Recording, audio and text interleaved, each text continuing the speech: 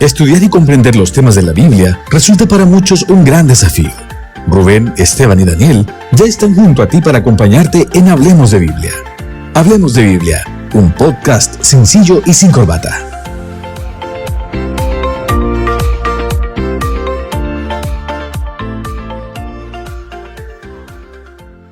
Ya estamos de vuelta otra vez en nuestra cita semanal en este podcast, Hablemos de Biblia, un podcast sencillo y sin corbata. Ya estamos aquí junto a Rubén, junto a Esteban. Chiquillos, buenas, ¿cómo están?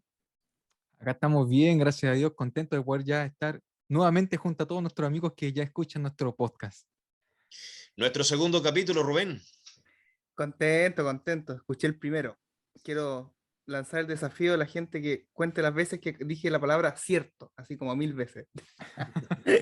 Quedaron satisfechos con el primer podcast, ¿no? A mí me gustó, pero como ver las muletillas que tiene uno, así, de repente se me trababa. Bueno, vamos agarrando rodaje. Bueno, yo creo que a todos nos pasó eso, porque estamos un poco nerviosos igual iniciando el podcast, pero ahí vamos a ir agarrando el hilo y vamos a ir siendo más profesionales, ¿no? El primer podcast de teólogos adventistas en Chile.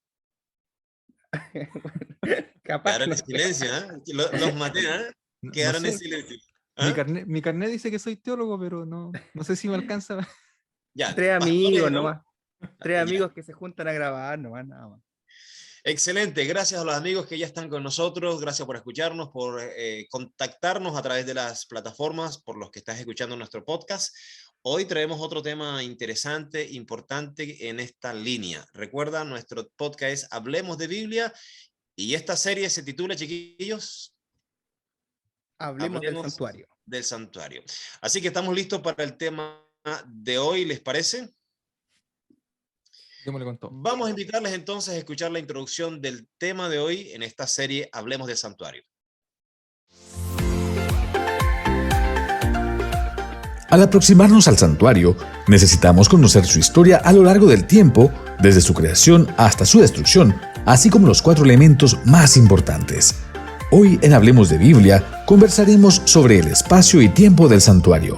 Bienvenidos. Muy bien, ya estamos de vuelta, ya escucharon ustedes la temática de hoy, tiene que ver con el espacio-tiempo del santuario. ¿Quién puso este título? ¿Rubén o Esteban? No, a Rubén se le ocurrió. De hecho, no está completo, o sea, al principio estaba la fórmula de Einstein y toda E igual MC cuadrado. Claro. E igual MC al cuadrado. Yo dije, aquí está Rubén, todo para decir el espacio y tiempo en el cual existía el santuario. Ya. Claro, pasa que la semana cuando grabamos, el anterior, como que quedaron varios temas, pues por ejemplo, ahora queríamos hablar de las partes del santuario, ubicarlas así, y sin embargo, a lo largo de la historia de la palabra de Dios, hubo distintos periodos en el cual se construyeron distintos santuarios. Uh-huh. Entonces queremos hacer este pequeño podcast para poder ir conversando sobre esos periodos, ¿cierto?, de tiempo, y esos santuarios que se fueron edificando, dónde, cuándo, por qué. Queremos avanzar ahí. Bueno, ya lo dijo Rubén, el podcast pasado fue una introducción general. Hoy yo creo que podemos entrar de lleno mencionando esos elementos importantes del santuario. Como lo dijo Rubén, dedicaremos un capítulo a cada uno de ellos, pero hoy podemos mencionar de manera general, ¿les parece, chiquillos? Claro, exacto. Podríamos mencionar 4 elementos importantes del santuario. Cuando entramos ya en detalle del santuario, hay 4 elementos que son el pueblo, el atrio. ¿Qué otras cosas, qué otros elementos hacen parte ahí del santuario, chiquillo? El lugar santo y el santísimo. Y el santísimo. Empecemos con el pueblo. Sí, yo quiero comentando esto porque generalmente siempre cuando se habla del santuario hablamos de 3 partes, ¿no? El atrio, el lugar santo, el lugar santísimo, y a veces se deja de lado la parte del pueblo como participante del santuario. Números capítulo 2, versículo 1 y 2, quiero leer acá en la Biblia. Dice, habló Jehová a Moisés y a Aarón y les dijo, los hijos de Israel acamparán alrededor del tabernáculo de reunión, cada uno junto a su bandera bajo la enseña de la casa de sus padres. Entonces esto es importante porque el santuario está en el centro del pueblo y el pueblo es parte de esta estructura del santuario, dejando una enseñanza, es decir, tenemos una distribución, tenemos 3 tribus en el norte, 3 tribus en el sur, 3 tribus, ¿cierto?, en el este, en el oeste, y alrededor del santuario están los levitas. Y los levitas también están distribuidos por los hijos de Casas Merarí, paternas. los hijos de Coat, y los hijos, ¿cierto?, también de Gerson. Y dentro de los hijos de Coat, por un lado, estaban también los sacerdotes, que era para la entrada del santuario, es decir, para el lado este. Detalle Entonces, no menos, sí, no menos importante, ¿ah? Porque el santuario era para Dios mostrar su presencia en medio del pueblo, por lo tanto no se puede descartar la importancia del pueblo. exacto. Creo que en otro episodio vamos a hablar un poquito acerca de las funciones del pueblo y por qué es. Con el Rubén conversamos también acerca de un poco del sacerdocio, ¿no? Pero no queremos adelantar, pero vamos a hablar acerca de esto, ¿no? Y también haciendo unas menciones porque Cristo compartió con el pueblo, Él se hizo carne, fue uno con nosotros y después, ¿cierto? Entró al santuario y Él fue el sacrificio, es decir, por allí se parte, ¿no? Él Primer estuvo en el elemento, pueblo, exacto. primer elemento, el pueblo. Podríamos mencionar, sí, Rubén. El santuario se trata de personas encontrándose con Dios. Por lo tanto, podríamos repasar los muebles, las tablas, no sé, pues hasta los clavos. Algunos ven cuántos clavos y cuántas tablas hay en el santuario. Lo importante son las personas que se encuentran con su Dios. Por lo tanto, no podríamos sino partir por el pueblo, ¿no? Exacto. Buen punto, buen punto. Segundo elemento que encontramos aquí en la dinámica del santuario tiene que ver con el atrio.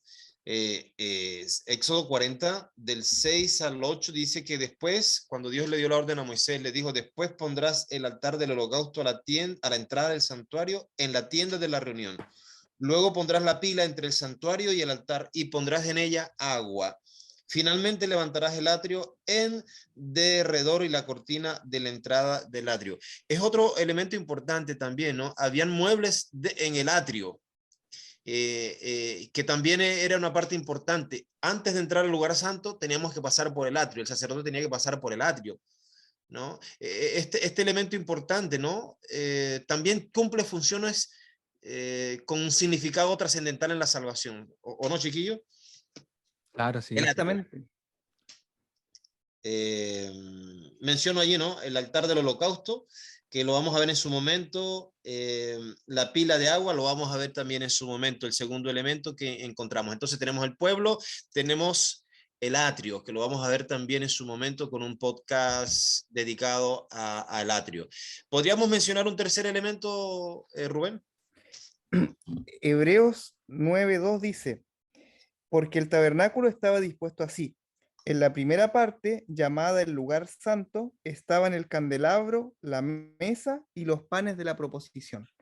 Y después, ¿cierto? Vamos a leer en Éxodo capítulo 40, versículo 4 y 5, que lo detalla un poquito más.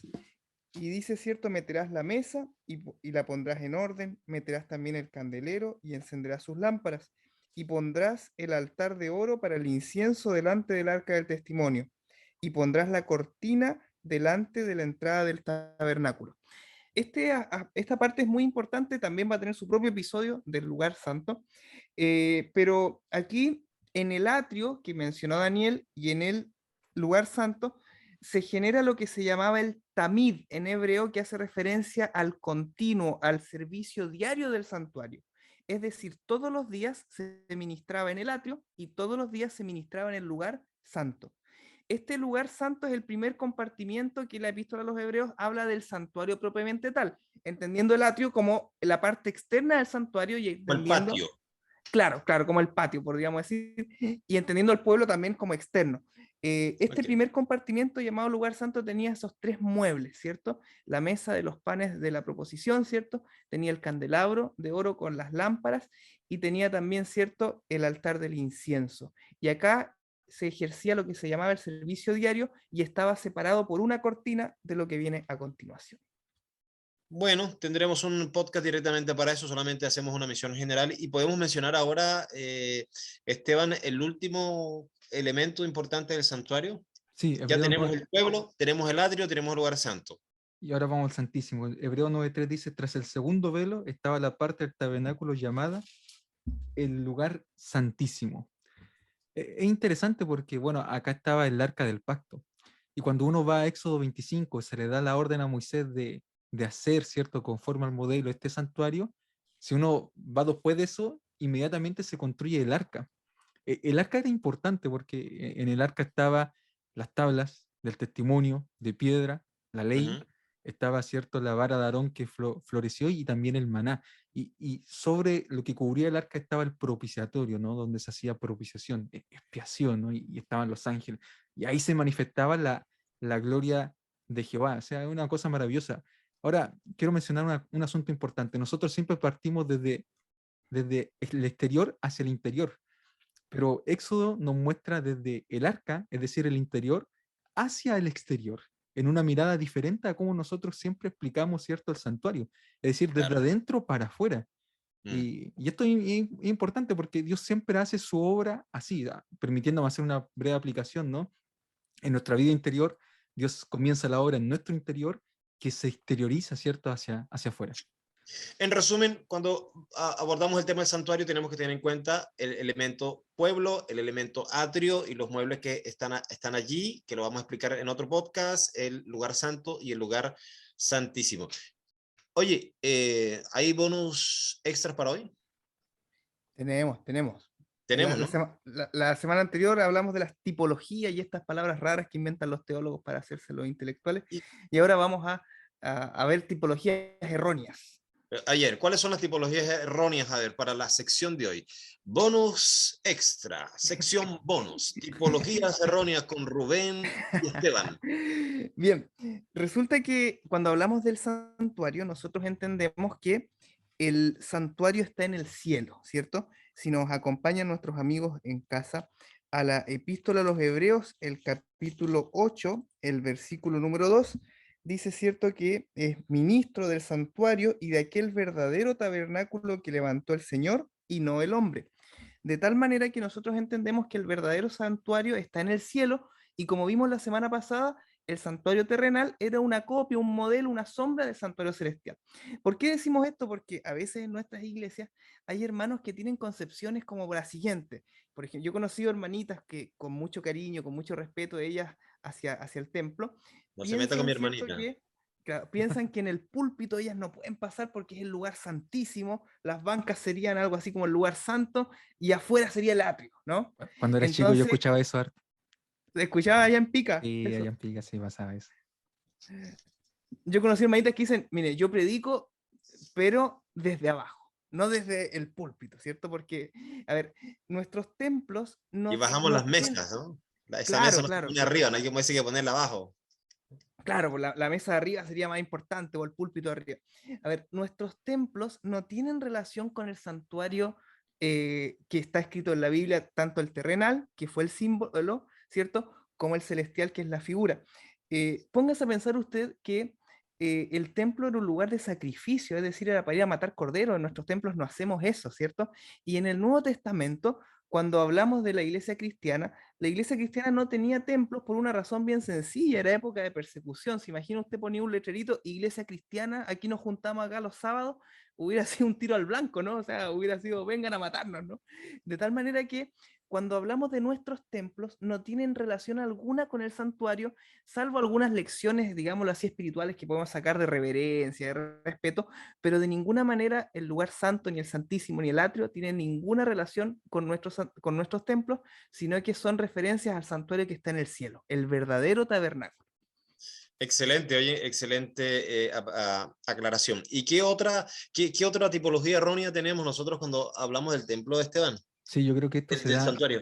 sí, esto se da mucho y, en la actualidad también, ¿no? La relación entre pastor y sacerdote, ¿no? Generalmente nos pasa a nosotros, ¿no? A los pastores que decimos que nosotros somos sacerdotes de Jehová, somos santos para Jehová.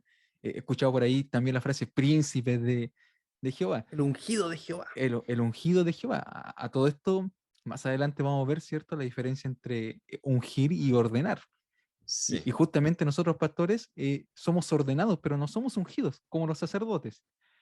Y a todo esto, miren, dice acá Hebreos capítulo 10, versículo 11, ciertamente todo sacerdote está día tras día ministrando y ofreciendo muchas veces los mismos sacrificios que nunca pueden quitar los pecados. Pero Cristo, Él como sacerdote, ¿no? Habiendo ofrecido una vez para siempre un solo sacrificio por los pecados, se ha sentado a la diestra de Dios. Es decir, el único sacerdote actual es Jesucristo. Por lo tanto, ¿cierto? Nosotros no ejercemos, el pastorado no ejerce un sacerdocio, nosotros no hacemos sacrificios. predicamos la palabra de Dios.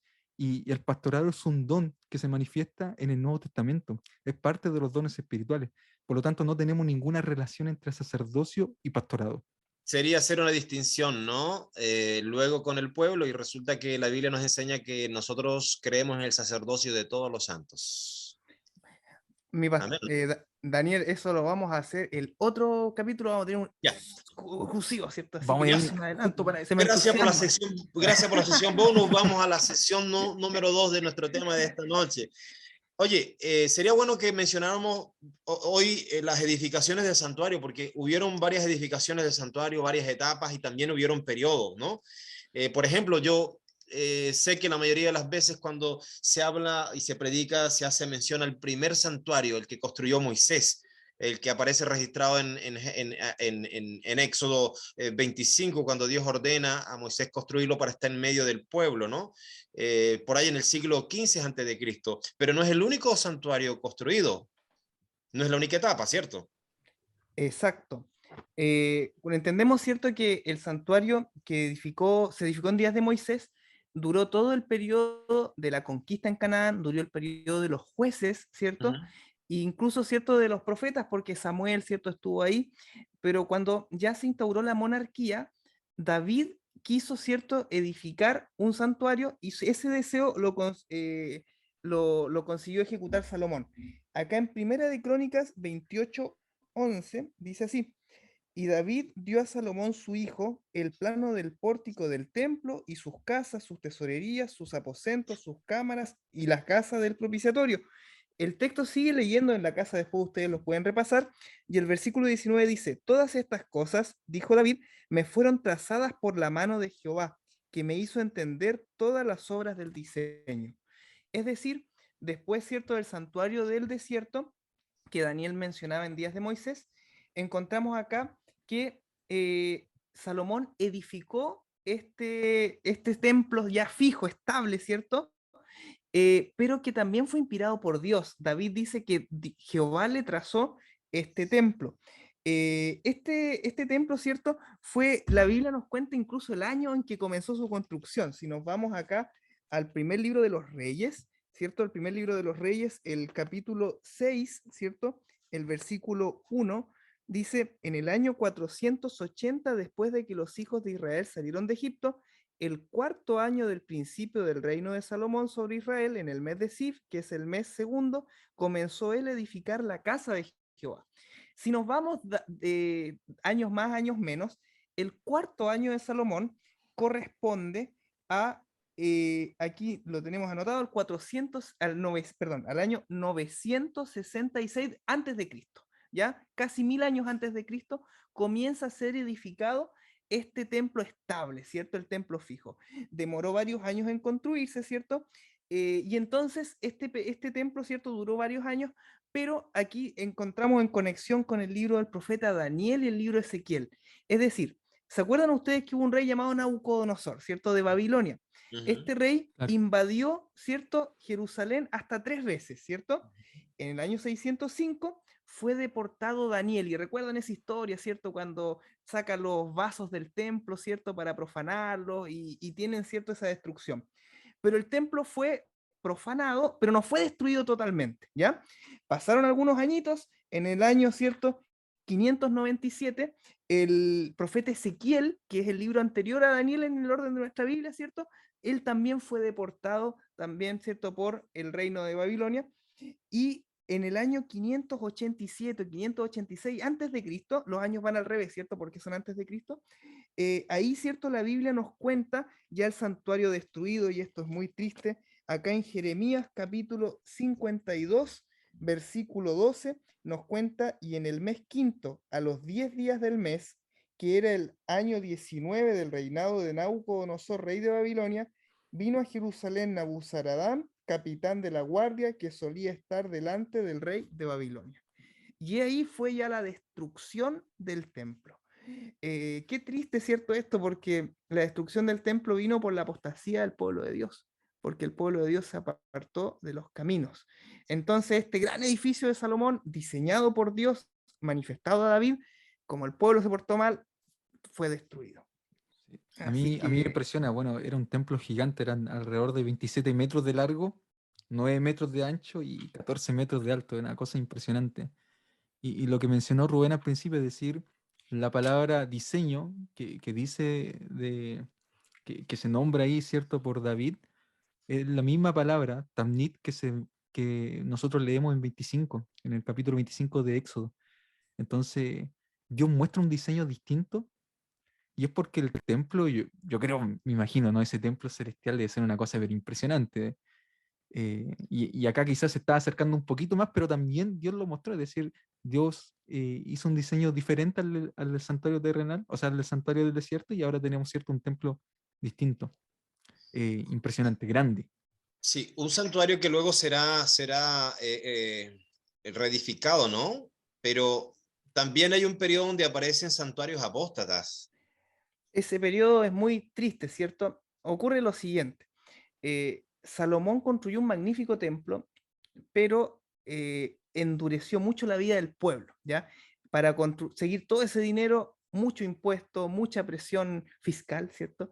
Y entonces el pueblo se resintió, Estaba ¿cierto? cansado ya el pueblo ya. Se cansaron de los impuestos, mala idea No, subir los impuestos. Bueno, la cosa es que fueron a reclamarle al hijo de Salomón que comenzó a reinar, que se llamaba Roboam, ¿cierto?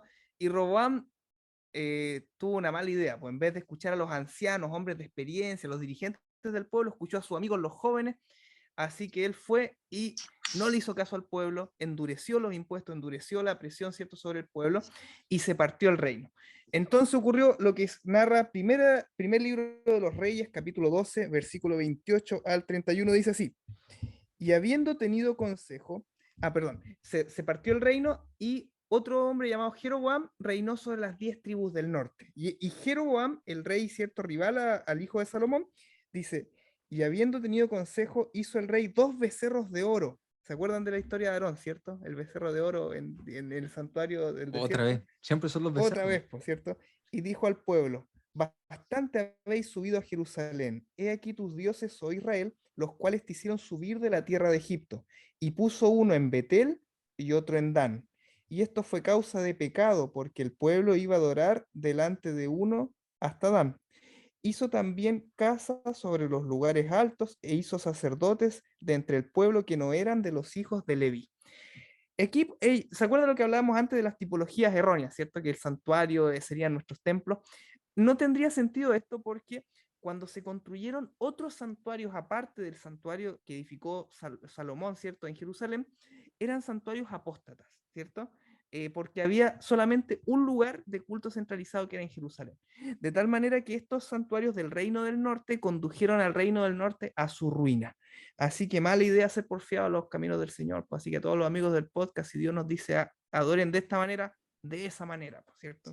No, no, no tan cabeza dura. Ahora, luego entramos en la etapa de la restauración del santuario, de la reconstrucción del santuario. La Biblia habla mucho de ello.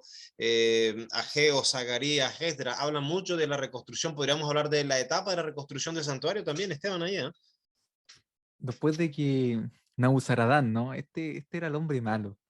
El equivalente a Tito del año 70, después de Ya. Cristo. Es decir, él hizo pedazo del templo, y ahí estaba Daniel en Babilonia. Ahí estaba, cierto, Ezequiel ya también, cierto, en otro lugar de Babilonia. Y bueno, llegó el momento en que se cumple la profecía de las 70 semanas. Uno lee en Daniel capítulo 9 que Daniel estaba preocupado porque ya se estaba cumpliendo el tiempo de la profecía que había anunciado Jeremías en el capítulo 25, si no me equivoco.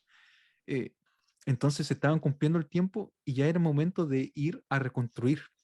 Entonces nosotros tenemos, ¿cierto?, la reconstrucción del templo, la reconstrucción del templo y la reconstrucción de toda, ¿cierto?, la ciudad de Jerusalén. Yo quiero que vayamos a Edras. Miren lo que dice Edras, capítulo 25, versículo 1. Profetizaron Ageo y Zacarías, hijo de Ido, ambos profetas, a los judíos que estaban en Judá y Jerusalén, en el nombre del Dios de Israel, quien estaba con ellos. Entonces se levantaron Zorobabel, hijo de Salatiel, y Jesúa, hijo de Josadac, y comenzaron a reedificar la casa de Dios que estaba en Jerusalén. Junto a ellos estaban los profetas de Dios que los ayudaban. Tenemos un primer regreso, aproximadamente en el año 536, 537, con Zorobabel. Él se fue de Babilonia a Jerusalén, fueron a comenzar la obra, aproximadamente en el año 535 restauran el sacrificio, comienzan la construcción del templo, pero vienen los problemas, como siempre ocurren. Entonces, ¿qué pasó? Ya, presión desde los samaritanos que querían ayudarlos, pero al final no los dejaron ayudarlos, tenemos que construir nosotros porque este es nuestro templo, y finalmente, ¿cierto? Hicieron presión política para que dejaran pausada la obra. Y lo otro que menciona el profeta Ageo, es impresionante la obra del profeta Ageo, porque Ageo tuvo un ministerio solamente de 4 meses. Su nombre significa fiesta, solemnidad. Eh, y él muestra algo distinto, él muestra tristeza. Cuando uno lee el libro de Ageo, él dice, bueno, ¿qué está pasando con el pueblo? O sea, no es solamente la presión política de afuera que le estaba impidiendo reconstruir, sino el mismo pueblo empezó a edificar su casa, a trabajar su granja, a trabajar con sus cosas y dejaron el templo de lado, de lado. Abandonado. Abandonado, exactamente. Y era el templo de Dios, o sea, se había dado el decreto para que construyeran eso y no se ocuparan en sus cosas. Entonces, Ageo viene junto con Zacarías a dar un mensaje para reconstruir. Oye, mía es la plata, mía es el oro. Y cuando ustedes construyen este templo, la gloria va a ser mejor que la del primer templo, más grande. O sea, va a ser una cosa impresionante y va a entrar por ahí el deseado de todas las gentes. Ya no anuncia quién iba a dejar, ¿cierto? Y quién iba a entrar más adelante a este templo.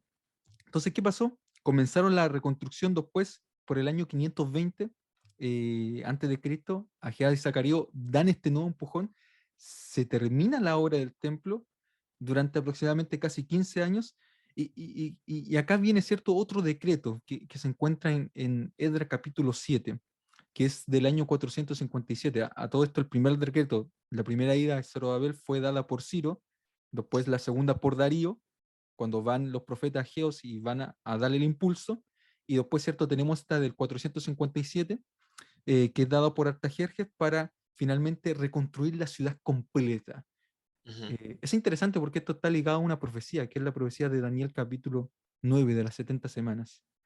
Y desde allí, ¿cierto? Comienzan esta reconstrucción del templo y después viene el periodo de Nehemías, que Nehemías llega después de Edras, en el año 444, y vamos y levantemos los muros, ¿cierto? Y seamos fieles al Señor, de los que se casaron con mujeres paganas. O sea, acá un Afuera. mensaje, para afuera, ¿no? Un mensaje duro, pero era necesario porque el pueblo tenía que estar concentrado en lo que tenían que hacer. Tenían que reconstruir, tenían que ser fieles al Señor, porque había pasado mucho tiempo de infidelidad y justamente por eso vino la destrucción. O sea, tenemos que ser fieles. Yo Eh, veo algo del corazón de las personas, porque cuando uno ve el santuario del desierto, ellos dieron con todo el corazón y se acuerdan que Moisés en una le dice, ya no traigan más ofrenda porque ya hay suficiente y sobra, ¿cierto? claro, Cuando ven la reconstrucción de Esdras, ¿cierto? O sea, perdón, de Zorobabel, pasan 15 años en que no paran ni un ladrillo, ¿cierto? Del templo, porque dice la Biblia que estaban ellos, cada uno corriendo su propia casa. Yo creo que acá hay una lección para nosotros de poner las cosas de Dios en primer lugar, que pongamos. Sí, interesante acotación. Oye, Esteban, tú mencionabas un detalle interesante allí cuando citaste a Ageo. Ageo se convierte en el profeta que anuncia que la etapa final del santuario sería la más gloriosa, la más grande, porque no se profetiza otra etapa posterior a esa, que iba a exactamente. estar caracterizada por la grandeza, grandeza que era simplemente por la presencia de Cristo. Estamos hablando del templo de Herodes, ¿no? Sí, Hay una referencia en el Nuevo Testamento, allí en el libro de Marcos, capítulo 13, que dice en el versículo 1 que cuando Jesús salía del templo, uno de sus discípulos va y le pregunta, maestro, mira qué piedra, maestro, mira qué edificio. Entonces, asombrados, ¿no? Estaban atónitos por la belleza y la grandeza del templo. No eran los apóstoles solamente, todo el pueblo judío, todos los habitantes también estaban atraídos por la grandeza del templo. Bueno, Jesús dice, ves estos grandes edificios, no quedará piedra sobre piedra que no sea derribada.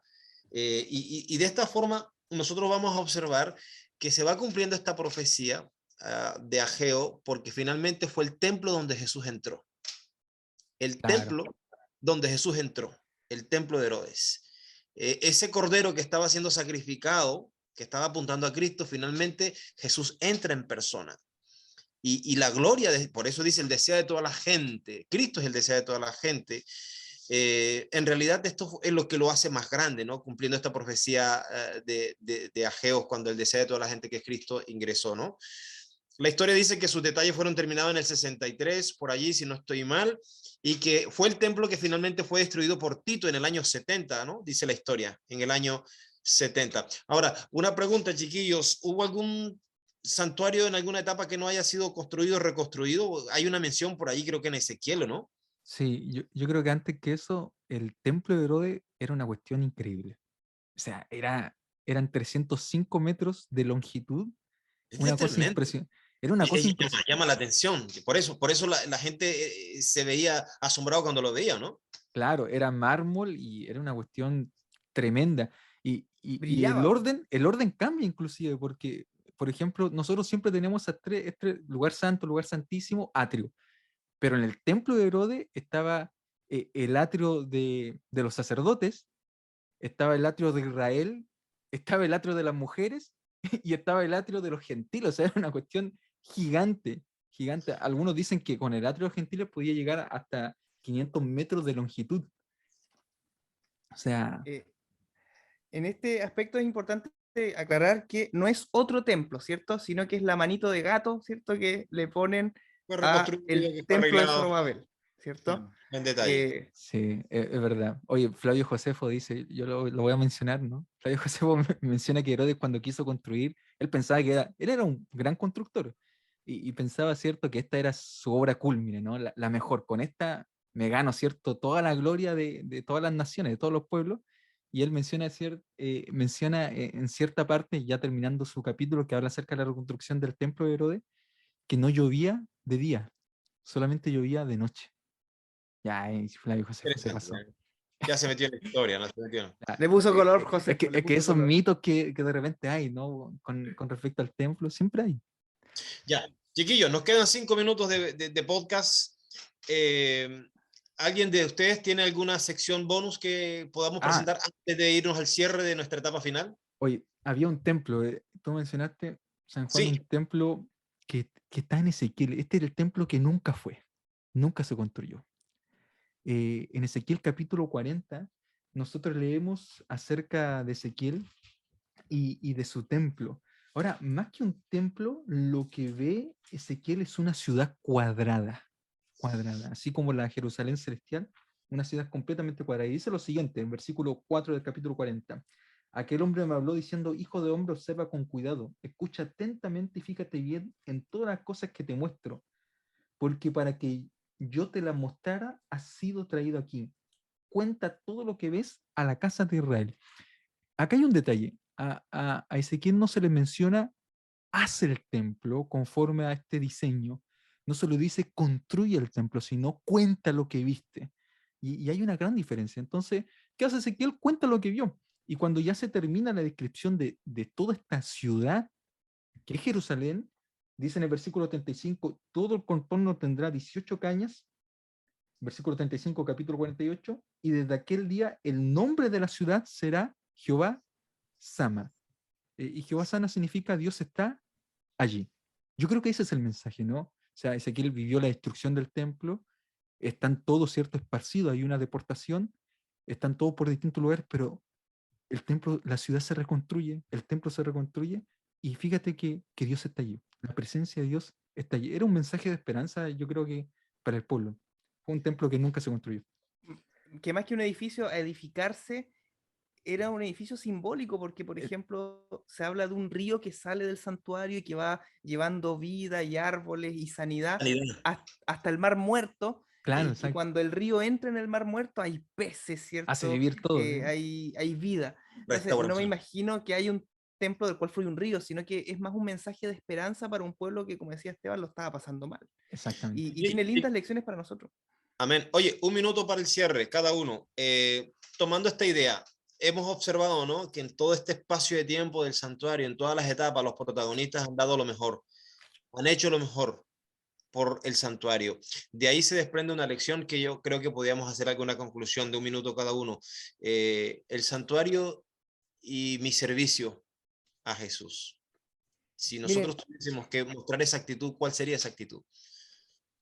en el libro de Éxodo, capítulo 39 y 40, en estos solo 2 capítulos, yo Ujú. invito a los amigos a que lo puedan leer en la casa, hay 17 menciones que el santuario se hizo conforme al modelo. En los versículos, aquí noté 1, 5, 7, 21, 26, 29, 31, 32, 42, 43 del capítulo 39, y en el capítulo 40, 16, 21, 22, 25, 27, 29, 32. Todos estos capítulos recalcan una, otra vez que el santuario es conforme al modelo. Aquí yo reflexiono para mi vida personal, que yo las cosas no las hago conforme a mi voluntad, ni como me parece, ni según mi opinión, ni que lleguemos a un consenso, sino que cuando Dios dejó un modelo, tiene que seguirse al pie de la letra, al pie de la letra. Si nosotros obramos según nuestras propias decisiones, gustos o intereses, el Señor, ¿cierto?, nos va a dejar, ¿cierto? Pero vamos a cosechar nuestros propios errores. En cambio, cuando hacemos el plan según lo que Dios trazó, nos va a ir bien. Creed en Jehová vuestro Dios, estaréis seguros, creed en vuestros profetas y seréis prosperados, ¿cierto? Dice 2 Crónicas 20:20. Excelente, Rubencho. Esteban. Bueno, yo creo que el santuario fue construido del desierto, fue construido con lo mejor, ¿no?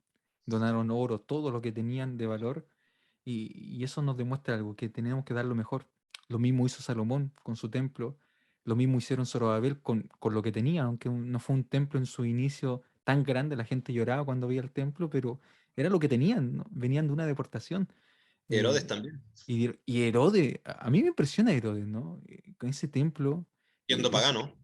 Exacto. eh, Querer, ¿cierto? Dar lo mejor y contratar y a capacitar. Él mandó a hacer como 200 trajes de sacerdotes a los levitas para que fueran y les enseñaron, los capacitaron para que ellos mismos construyeran. Es decir, usó a los levitas, ¿no? Usó al pueblo de Dios para construir este templo. O sea, siempre lo mejor yo creo que tiene que ser para Dios. Y si las mentes de afuera lo entendieron así, mentes, ¿cierto? Que no protegían al pueblo de Dios, nosotros tenemos que tener esa concepción. Para Dios siempre es lo mejor porque Dios lo da todo por nosotros. Hoy no tenemos un santuario terrenal, pero al igual que en el Antiguo Testamento, ese santuario estaba representando a Cristo en medio de su pueblo. No tenemos un lugar físico como el santuario, pero tenemos a Cristo en medio nuestro, Amén. actuando en medio nuestro, llamando, tocando, habitando, morando en medio nuestro, esperando una respuesta tuya, esperando una respuesta mía. ¿Con qué actitud estamos adorando a Dios? ¿Con qué respuesta estamos buscando a Dios? ¿Con qué actitud estamos hoy sirviéndole al Señor? Como lo dijeron los compañeros, el santuario fue hecho con lo mejor de lo que había, con la mejor actitud de lo que había. Quizás la mejor forma de adorar a Dios y de servirle a Dios y de responderle a Dios está en nuestra obediencia, está en nuestro corazón y con nuestra vida. Deja que Jesús habite en tu vida. Amén. Amén. Amén. Amén. Chiquillos, ha sido un privilegio estar con ustedes nuevamente en el podcast de hoy. Nos vemos. Igualmente. Hoy nos vemos y un saludo a todos nuestros amigos que nos escuchan, que comparten. No se olviden de compartir el podcast, de darlo a otro, y para que más cierto gente pueda venir, escuchar y conversar. Si ustedes tienen opiniones, pueden dejarnos, mandarnos a nuestro WhatsApp, a los amigos, ¿cierto? Que tienen nuestro WhatsApp. Y qué cosas podemos agregar quizás para los siguientes episodios. Pero se viene bueno. Un abrazo para todos. Un abrazo, chao, chao. Que el Señor les bendiga a todos. Un abrazo. Linda semana. Estudiar y comprender los temas de la Biblia resulta para muchos un gran desafío. Rubén, Esteban y Daniel te acompañaron en Hablemos de Biblia. Te esperamos en el próximo episodio.